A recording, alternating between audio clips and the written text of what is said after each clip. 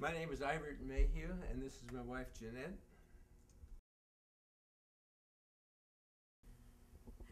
Go ahead. Good, don't you know how long we've lived here? We moved here in 2000 from McKinney and from Dallas before that. But we bought the store in '97, so we've been up here longer than that. Forever. Yeah. We grew up in the time when we grew up, people always reused everything. It was like green, you know. Yeah. Now is the new green. In those days, everybody used and hand-me-down. So our early marriage furniture and everything, they are now antiques. Okay. And so, And we still have and a they lot were of it. hand-me-downs.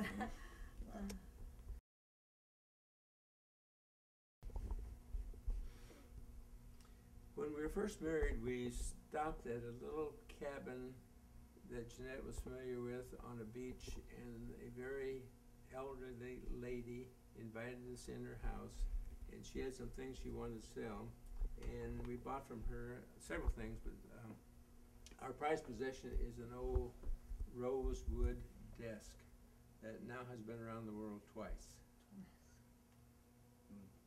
And it's just a pretty old piece of furniture, something that it would be the last thing that we would sell in our home. It came around at that time. I don't believe the Panama Canal was. No, it? first Did it time, come no. through the Panama Canal? First time, well, I don't, I Had to evidently come not. through around the Cape, Mm-hmm. you know, Horn, because I don't think that was even Nope. finished at that time. Correct. So, It was in the early 1900s Yeah. that Panama was finished.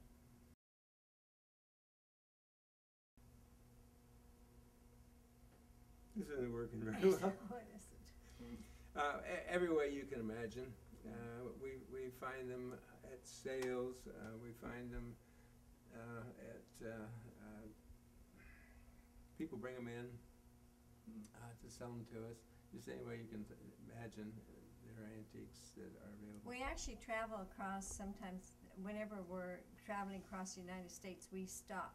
We stop at antique malls. We talk to people who know somebody. You know, before the Pickers was on TV, we were in Pennsylvania and doing the same thing. We were up there for Groundhog's Day, and I was reading the newspaper in the antiques, and I asked Ivert, I said, "What is a one-horse open sleigh?" And he said, "Forget it, you can't take it back to Dallas." Well, we brought about, 3 of them back eventually. But we went from place to place. Those people would know somebody else who had a barn full of antiques and collectibles. We would go there, and they were just happy to sell it to us, you know. So.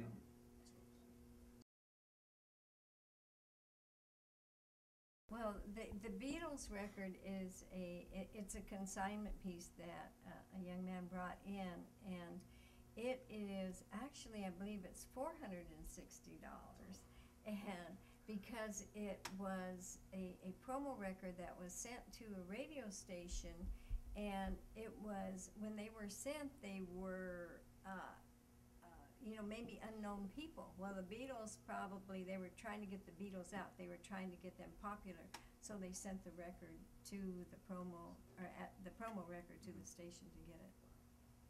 How old do you think that is? Well, it'll be 19, I believe it's 19, I'm thinking it's 65, but I'm not. I'd have to look at the record for you. Well, we kind of, there's so many items that we come across, and most of them, we want to do a lot of local items. We want to do record the history of Sherman, and because the building is so fascinating. But on top of that, we run across a lot of antiques that are just like we've never even heard of or seen, and they're so fascinating that you don't want them just to be sold, put on a shelf, and we want people to be able to see them. So we kind of started accumulating, and now we have so much. We still have a lot to put out. Like what it used to This be? building, we know that basically there were, in the early 1850s, about 1852, a Dr. John Brooke, who was an immigrant from England, he built a drugstore on one part of this property, and then he went into partnerships with a fellow named Lamb, and they had a saddle harness shop. Doesn't sound like they're connected, but they were. They survived for probably 20-some years until the Great Fire of 1875 in Sherman. The buildings were all wood then, but they burned down, and they were replaced with the existing buildings. So in 1876, one of our buildings went up, and it was just 9 years later or so that the second building went up. We've had a lot of, over the years, a lot of different kinds of businesses have found this building to be their home. Perhaps some of the more interesting was it was a funeral home, or portions of the building was a funeral home for a while, run by a man named John, what's his name? John Brooke. No, not John Brooke. Oh. I just went blank. Lamb. No, the funeral guy. Yeah. Oh, Doolin. Yeah. Okay, I'm sorry. He has Robert Doolin, yeah, pardon he has me. a street named after him down. Yeah, Robert Doolin first started a furniture business. They built and sold coffins here as well. And then the Hall family came along in 1892 and purchased the business. They had it the longest of anyone. 5 generations of the family ran the business for 100 years. And then we came along a few years after that, and we've been at it now. This is our 15th year we're starting. And get to make a lot of the repairs. Jumping back about the National Registry portion, Jeanette mentioned that there are only 9 properties in Grayson County. What you see when you see the signs along the highway, most of those signs, in fact nearly all of them, are Texas Historic Landmark signs. They're not National Registry signs. And we have both designations here.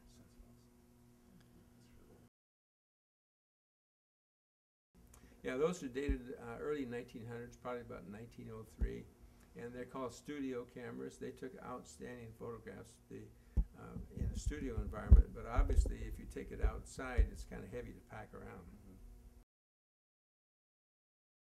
The blood lighting machine, early days, it was commonly believed by the medical community that disease was caused by tainted blood, and thus to get rid of the disease you would bleed a person, and then they would in turn reproduce the blood and be a healthier individual for having done it.